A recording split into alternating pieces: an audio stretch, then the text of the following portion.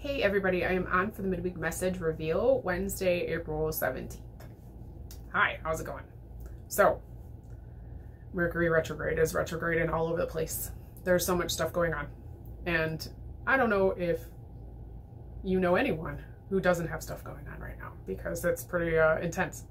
And it's not a scary thing as much as it's like a, wow, this is a different sort of vibe that we're in. And a lot of that has to do with this moving from a very physically focused self to one that's more energetic.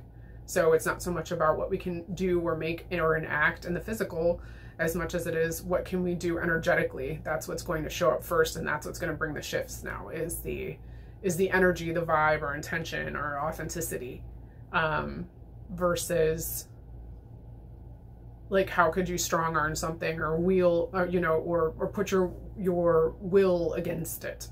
That doesn't seem to work anymore. And the fact that everything is kind of out of everybody's control is pretty big. So the only thing that you can control is your own energy and your own reactions and how you show up.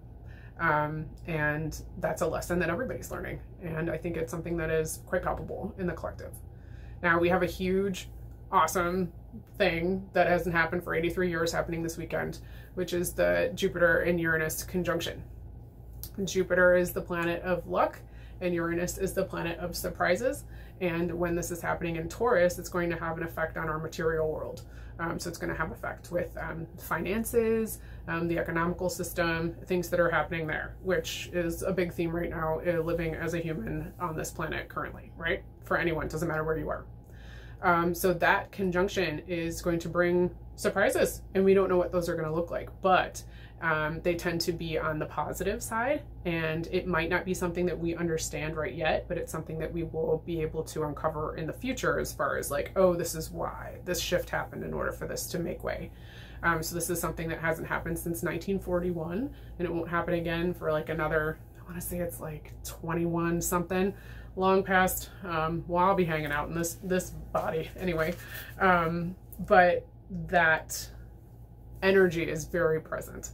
And there's a lot of solar energy that's happening. So feeling senses of being under brain fog, tired, having a lot of anxiety or insomnia. Now, granted, I'm not a medical professional, so please check with your doctors if you're not feeling right.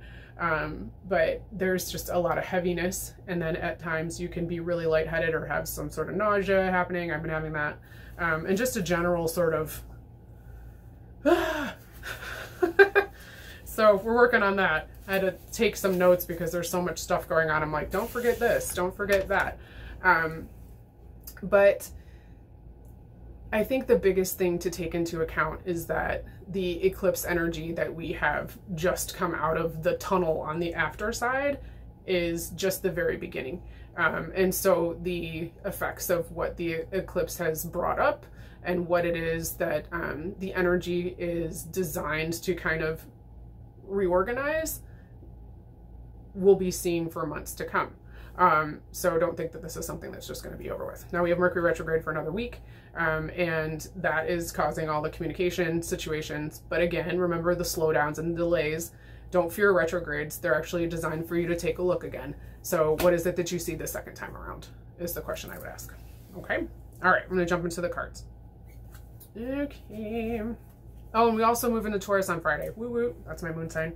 And the Taurus energy will feel much more grounding, but we want to make sure that we're paying attention to not getting too stuck in the mud, literally, and digging your hooves in and not wanting to do anything.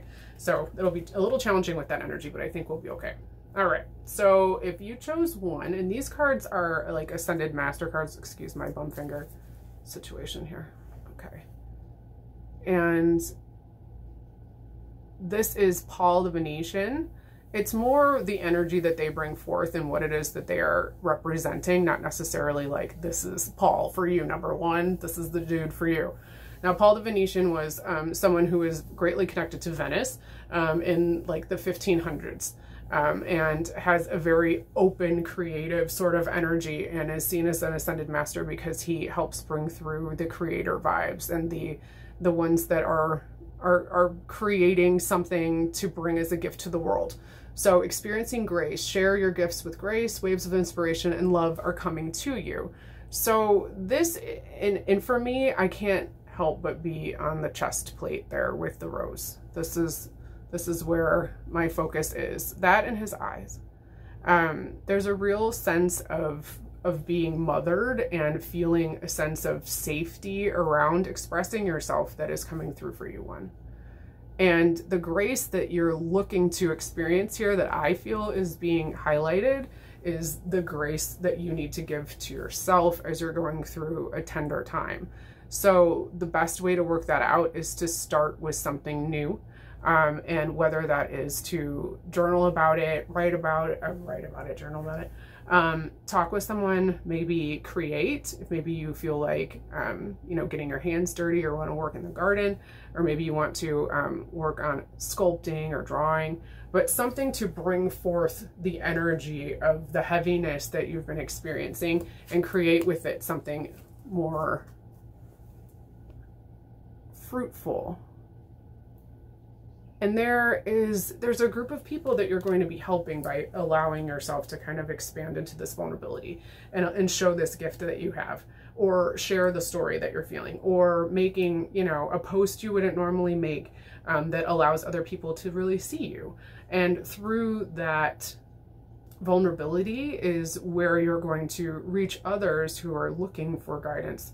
And if you look back a little bit in your own history, this is something that you've been seeking as well. But this puts you more in the power position, and your creativity and expression are the thing that wants to come forward and open you up and connect you a little bit more to people who are going to be of your same ilk energetically.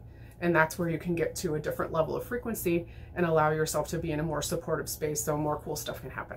Okay? All right, so moving on to 2. Can't use this hand right now, I'm trying.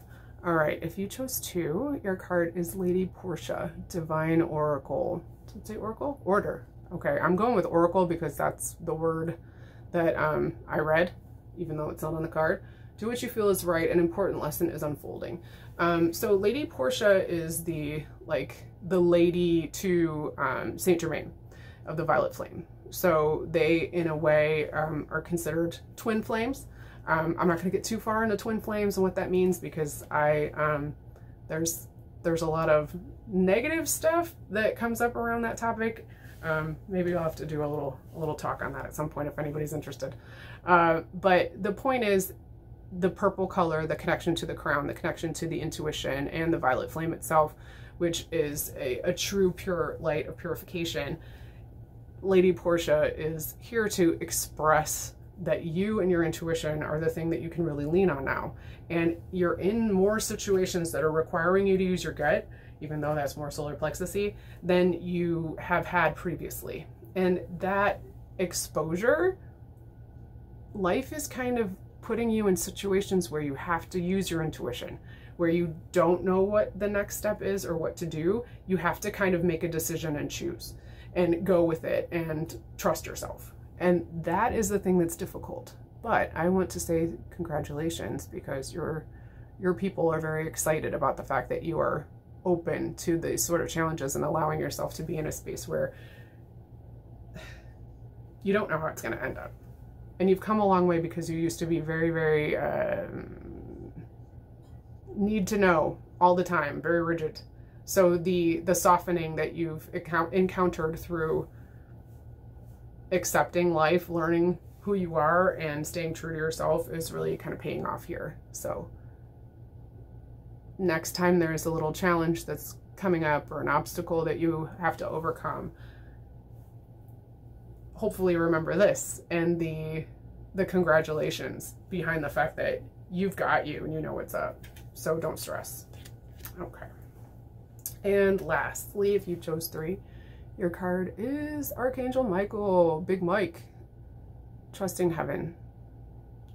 He always looks in these cards, in the depiction of the people, they just look so not like what I feel them as. It's different. You are safe, angels stand close. Surrender your concerns and allow the miracle to occur. Archangel Michael, known for cutting cords, which is why he's usually depicted with his sword. I'm really drawn to this feels like lapis to me. And lapis is directly connected to the throat chakra. So this is an invitation for you three to kind of offload your concerns. Speak directly to this guy. You can think of him as an angel. You can think of him as an entity, as an energy.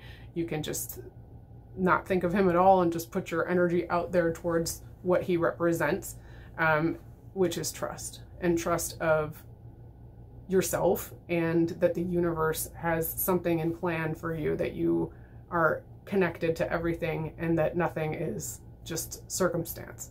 Nothing is rando. Everything